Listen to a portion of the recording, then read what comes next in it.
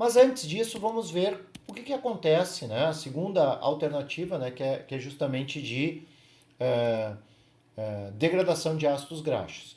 E o nome desse processo é chamado beta-oxidação, tá? Então, na realidade, os ácidos graxos eles são degradados até acetilcoenzima A e são oxidados, né?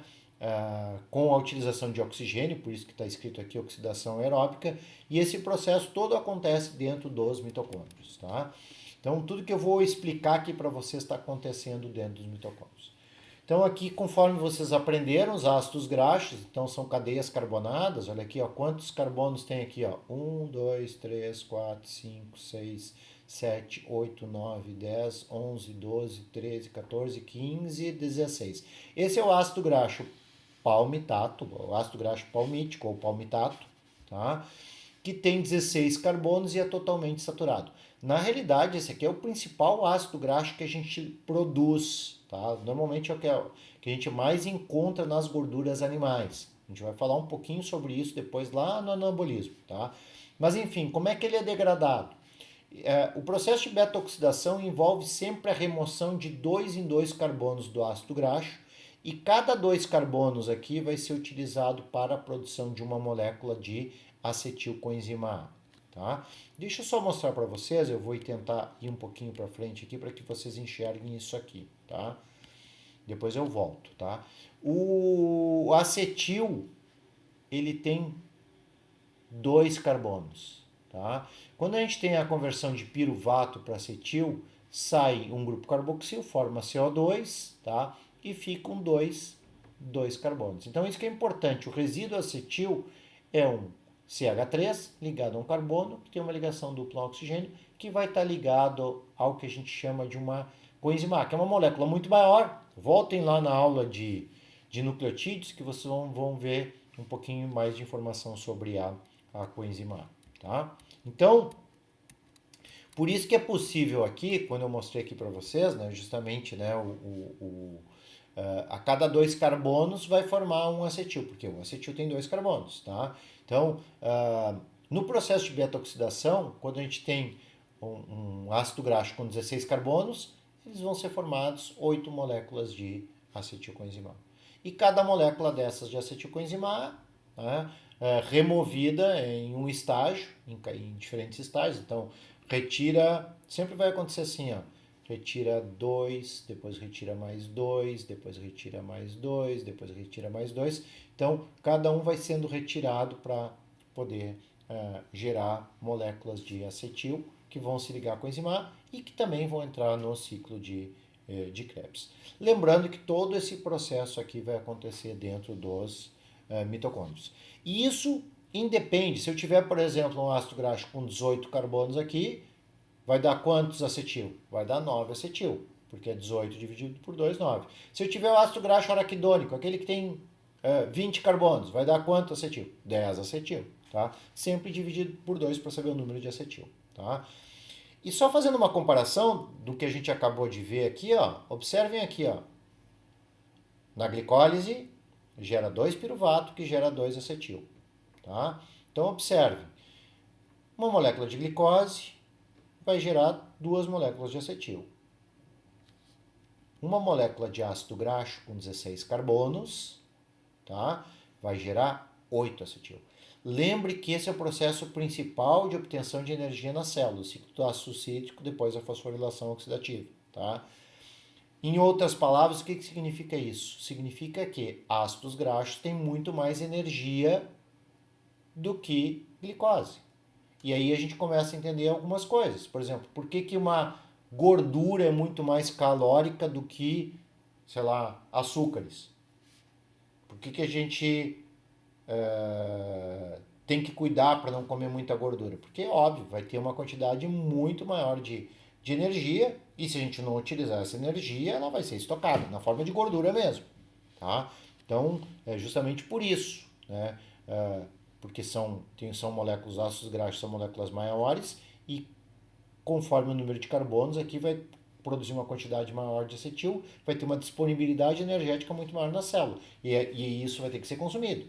Tá? Então, por isso que todos os alimentos gordurosos são muito mais calóricos, porque eles têm ácidos graxos e através desse processo aqui vai gerar uma quantidade muito maior de energia, tá?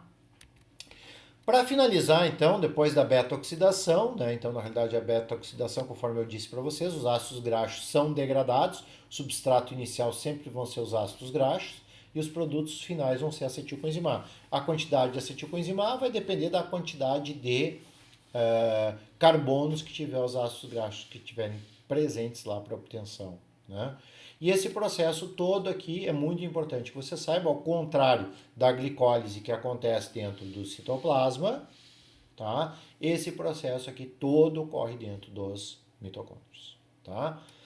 Para finalizar essas transformações, antes da gente entrar lá no ciclo de Krebs, vamos falar um pouquinho só sobre a oxidação dos aminoácidos. O que é a oxidação dos aminoácidos? É a degradação dos aminoácidos também até acetilcoenzima A, mas eventualmente alguns aminoácidos vão ser convertidos em piruvato, e a gente já viu que o piruvato pode ser transformado em acetilcoenzima A depois, tá? Eventualmente, alguns aminoácidos, eles não vão dar origem nem a piruvato nem a acetilcoenzima A, mas eles vão dar origem a produtos, né, a moléculas que possam participar do ciclo de Krebs, né, do ciclo dos ácidos cítricos. Então, qualquer um dos aminoácidos que for oxidado, for degradado, tá, ele vai entrar de alguma forma ou de outra, tá, no ciclo de Krebs, seja pela porta principal, através da acetilcoenzima A, seja por outras portas secundárias, e a gente vai entender um pouquinho melhor isso depois, tá? Lembrem desses nomes aqui, oxalocetato, fumarato, que a gente vai falar sobre eles depois no ciclo de Krebs, tá? O mais importante, tá, pessoal, é o seguinte, tá?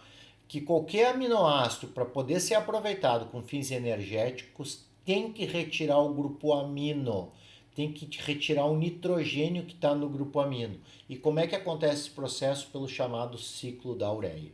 Isso que eu queria explicar aqui para vocês, tá? Então aqui primeiro uma imagem mostrando que todos os diferentes tipos de aminoácidos, vocês lembram que a gente aprendeu, são 20 tipos diferentes de aminoácidos, né? Aqui estão os 20, né?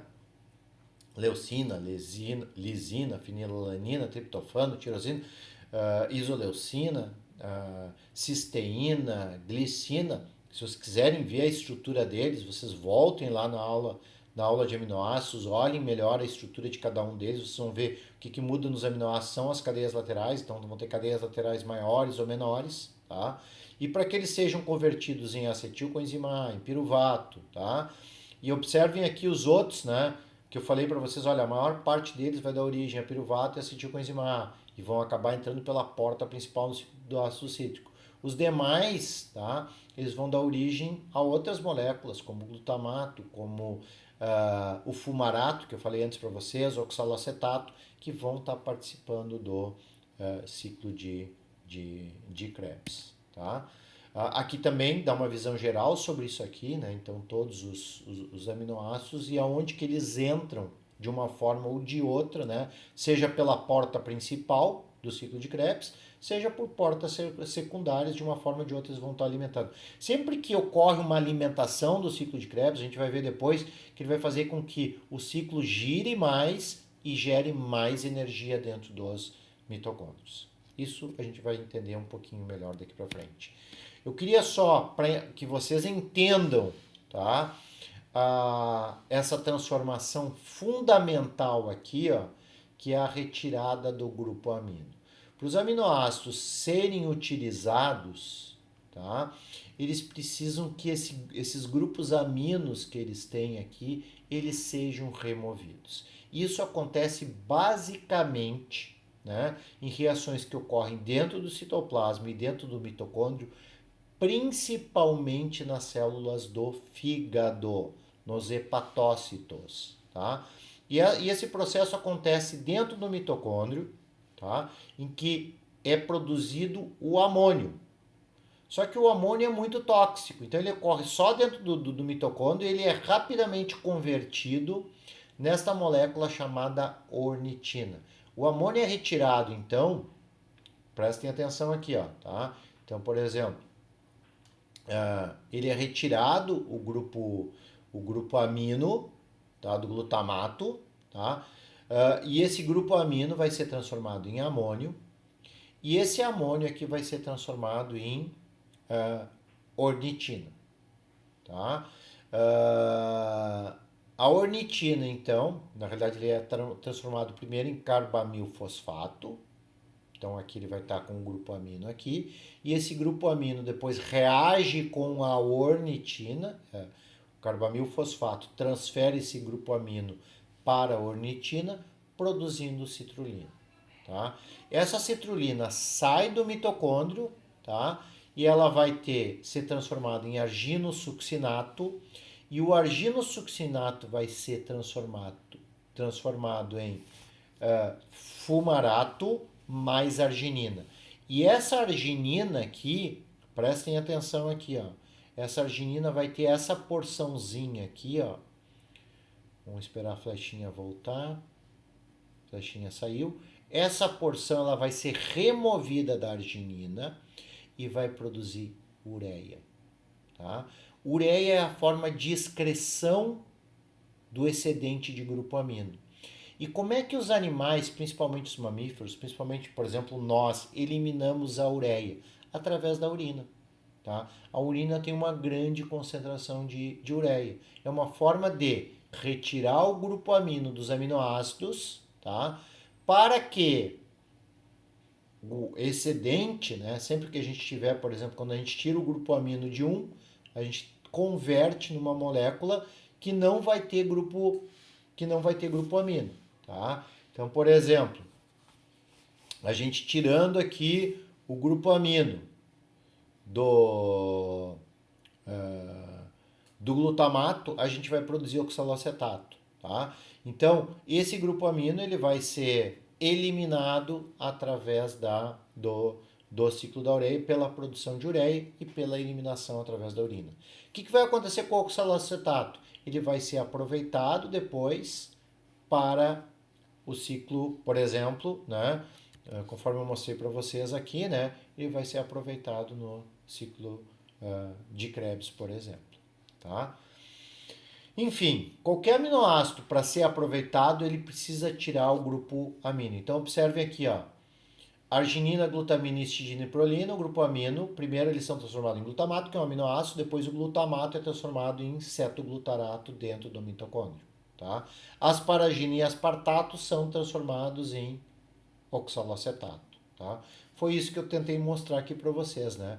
O aspartato sendo transformado em oxalocetato, para quê? Justamente para que aconteça o aproveitamento do oxalocetato aqui no ciclo de Krebs. Tá?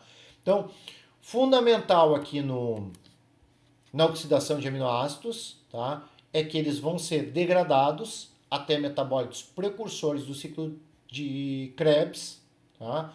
E depois o nitrogênio todo excedente, ele é eliminado através do ciclo da ureia. O que é o ciclo da ureia? É a produção de ureia, através da retirada do grupo amino, dos aminoácidos, a produção de amônio, depois o amônio tem todo aquele ciclo lá que eu expliquei para vocês aqui, né? Em que produz ureia e depois isso aqui fica sendo transformado constantemente lá dentro, principalmente das células do fígado, né? Constante produção de ureia, daí encaminhado aos rins e é encaminhado justamente para a bexiga, para a eliminação da ureia, principalmente no caso dos mamíferos.